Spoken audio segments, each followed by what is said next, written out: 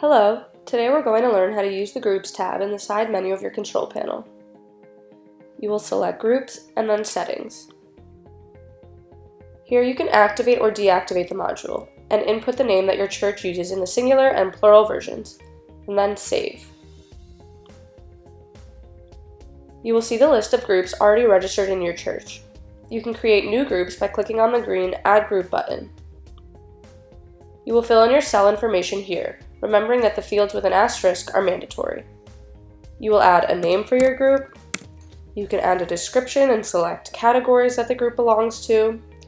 You will also choose a leader or person responsible for this group.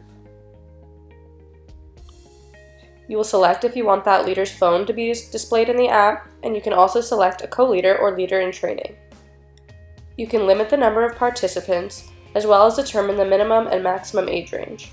When you're done, click Save. Going back to the side menu, you will select Groups and then the Second Groups option.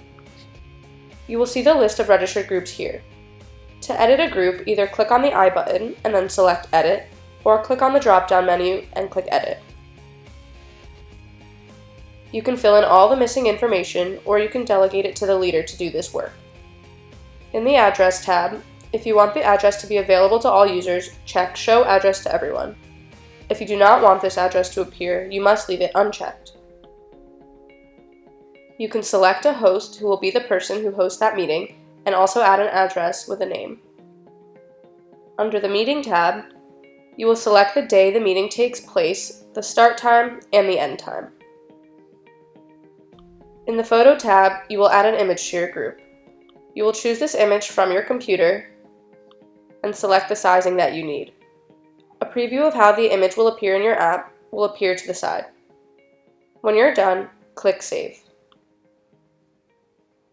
The Groups feature is your go-to place to add, edit, and manage your church's groups within your app. If you need any assistance using this feature or your app, please do not hesitate to contact us through our support channels. Thanks, and talk to you soon.